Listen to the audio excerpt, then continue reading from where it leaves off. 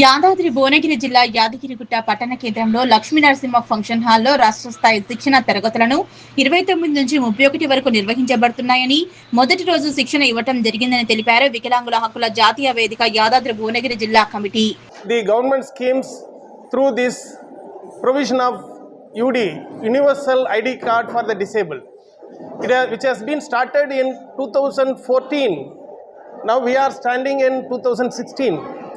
Overall in India, only 33% of the disabled have been provided UDID cards.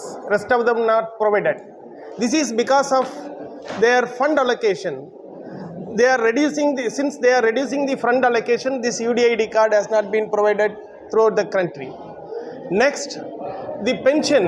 Now, India is now standing in the Universal Poverty Index in the number 106. Why it is? Because of jobless, because of their retrenchment from the jobs. Many have been wandering in the streets. Disabled have not been provided jobs, including the government and the private sector. So that the pension is very important. Since from 2012, since from the Modi government assumed office. Telangana రాష్ట్ర స్థాయి శిక్షణ తరగతులు నిన్న ఈరోజు రేపు 3 రోజుల పాటు యాదగిరిగుట్ట భువనగిరి జిల్లాలో నిర్వహిస్తూ ఉన్నాం. ఈ శిక్షణ తరగతులకు 20 జిల్లాల నుండి 100 మంది ప్రతినిధులు హాజరయ్యారు. రేపు మా రాష్ట్ర విస్తృత సమావేశం జరుపుతూ ఉన్నాం. ఈ విస్తృత సమావేశంలో తెలంగాణ రాష్ట్రంలో వికలాంగుల స్థితిగతులను చర్చించి భవిష్యత్తు కార్యాచరణని తెలంగాణ రాష్ట్రంలో ప్రకటించబోతూ ఉన్నాం. రేవంత్ రెడ్డి గారు ముఖ్యమంత్రి కాకంటే ముందు తెలంగాణ రాష్ట్రంలో వికలాంగుల పెన్షన్ 6,000 రూపాయలకు పెంచుతానని చెప్పేసి హామీ ఇచ్చిండు. రేవంత్ రెడ్డి ముఖ్యమంత్రి అయ్యి 30 నెలలు అవుతూ ఉన్నా వికలాంగుల పెన్షన్ పెంచే ప్రయత్నం చేయట్లేదు.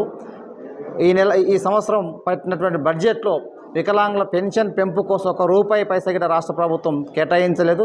కానీ రేపు జూన్ 2 తారీఖు నాడు 2 లక్షల మందికి చేయూత పెన్షన్లు ఇస్తామని చెప్పేసి ప్రభుత్వం చెప్తూ ఉంది. బడ్జెట్లో నిధులు పెంచకుండా 2 లక్షల మంది చేయూత పెన్షన్లు ఎట్లా ఇస్తాడని చెప్పేసి వల్ల వికలాంగుల హక్కుల జాతీయ వేదిక రాష్ట్ర ప్రభుత్వాన్ని ప్రశ్నిస్తూ ఉంది. ప్రభుత్వం పెన్షన్లు పెంచట్లేదు. 2023 అక్టోబర్లో తెలంగాణ రాష్ట్రంలో 44 లక్షల మంది వికలాంగులకు చేయూత పెన్షన్స్ వస్తూ ఉంటే రేవంత్ రెడ్డి ముఖ్యమంత్రి అయిన తర్వాత 2026 ఏప్రిల్ నాటికి 42 లక్షల మందికి మాత్రమే తెలంగాణ రాష్ట్రంలో పెన్షన్లు వస్తున్నాయి. రేవంత్ రెడ్డి ముఖ్యమంత్రి అయిన తర్వాత 196,000 మంది చేయూత పెన్షన్లు ఈ ప్రభుత్వం రద్దు చేసింది.